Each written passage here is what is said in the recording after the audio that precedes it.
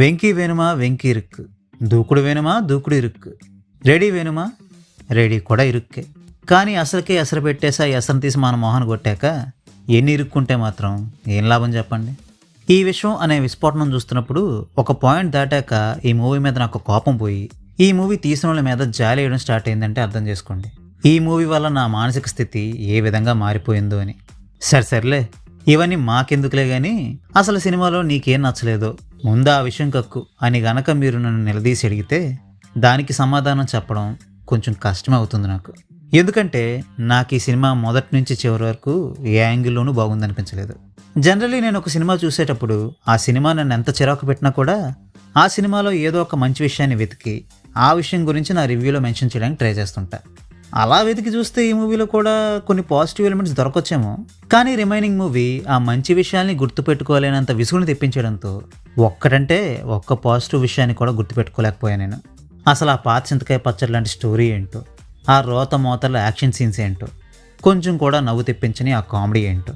Screen మీద actors నవ్వితే చాలు మేము కూడా నవ్వేస్తామనే ఔదార్యం కలిగిన ఆడియన్స్ చాలా తక్కువ మంది ఉంటారు. అలాంటి వాళ్ళని దృష్టిలో పెట్టుకుని కనుక మూవీస్ తీయడం మొదలెడితే ఆ సినిమా పరిస్థితి ఈ విధంగానే ఉంటుంది. ఓ పాపని కాపాడాలి ఫ్రెండ్ కోసం, ఓ ఫ్యామిలీని బకరా చేయాలి ఎంటర్టైన్మెంట్ కోసం, ఒక డేంజరస్ విలన్ని చంపేయాలి దేశం కోసం. అదే ఈ మూవీ యొక్క స్టోరీ. ఈ మూవీలో విలన్ ఎవడైతే ఉంటాడో వాడు ఒక పెద్ద టెర్రరిస్ట్ అట. కానీ వాడు బుర్రలో ఐడియాలన్నీ 70s 80s టైంలో వచ్చిన తెలుగు సినిమా విలన్ల ఐడియాల మాదిరిగానే ఉంటాయి. అంత ఘోరమైన టెర్రరిస్ట్ని బిల్డప్లు ఇచ్చి వాడికి కమెడియన్స్ చేత కూడా ధమ్కిలు ఇప్పించేస్తుంటే ఇంకా వాడి క్యారెక్టర్ని మనం ఎందుకు సీరియస్గా తీసుకుంటాం? హీరో పోయి వెళ్ళని కొడుతుంటే హై ఎందుకు ఫీల్ అవుతాం? సరే అది వదిలేయండి. ఇంక ఈ మూవీలో లవ్ ట్రాక్ గురించి అయితే ఎంత తక్కువ మాట్లాడుకుంటే అంత better. Especially heroine Kavya Thapar గురించి. సినిమాలో అందరూ ఒక రకంగానే మాట్లాడుతుంటారు లొడలొడమని, దాంట్లో మళ్ళీ కొన్ని ఇంగ్లీష్ పదాలను కూడా కలిపేశారు బిర్యానీలో బర్ఫీ కలిపినట్టు.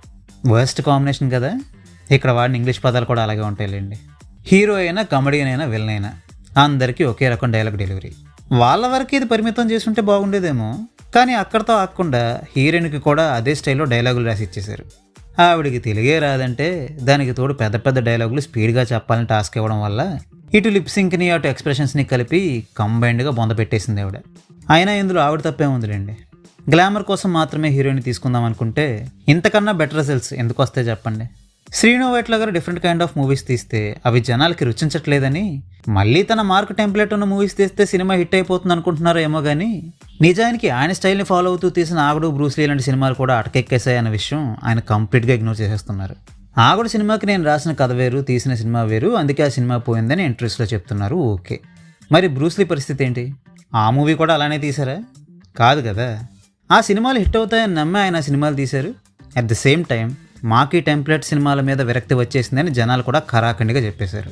సో ఇందు మూలంగా వైట్ల గారికి ఒక ప్రేక్షకుడిగా నా సలహా ఏమిటంటే, వెంకీలో ట్రైన్ సీన్ అప్పటికి ఫ్రెష్ ఐడియా అండ్ ఎగ్జిక్యూషన్ కూడా బాగుండడంతో అప్పట్లో అది బాగా క్లిక్ అయింది కాబట్టి ఇప్పుడు కూడా ఫ్రెష్ ఐడియాస్తో సీన్లు రాయడానికి ట్రై చేయండి. కానీ చెట్టు పేరు చెప్పి కాయలు అమ్ముకున్నట్టు పాత సీన్లను గుర్తు చేసే కొత్త రోతలు మాత్రం రాయకండి ప్లీజ్.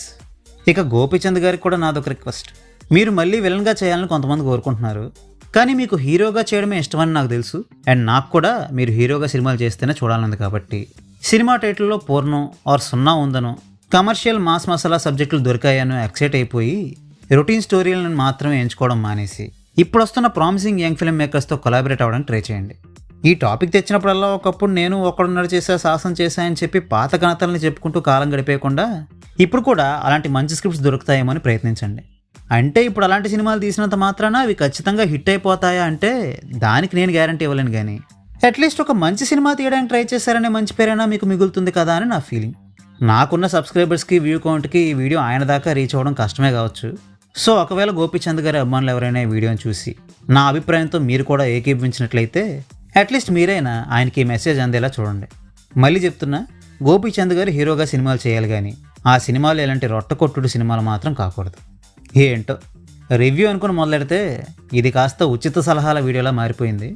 ఏం చేస్తాం మరి, సినిమా సుత్తులో ఉన్నప్పుడు చెప్పడానికి నా దగ్గర ఎంతకన్నా వేరే విషయాలు ఏమి ఉండవు. సో ఫైనల్లీ ఈ మూవీని నేను మీకు రికమెండ్ చేస్తానా అంటే, ఇందాక చెప్పినట్టు సీన్ ఎలా ఉన్నా మనస్ఫూర్తిగా నవ్వగలిగే ఔదార్యం మీకుంటే ఈ మూవీని చూడడానికి ప్రయత్నించండి. ఒకవేళ నాకులాగే మీకు కూడా అంత సహనం లేదనుకుంటే మాత్రం better skip this movie. So well, that's a wrap on this video. ఈ వీడియో మీకు నచ్చితే వీడియోని లైక్ చేయండి, షేర్ చేయండి. మరిన్ని మూవీ రివ్యూస్ కోసం ఛానల్కి సబ్స్క్రైబ్ చేసుకోండి. We will meet you next video. Thanks for watching.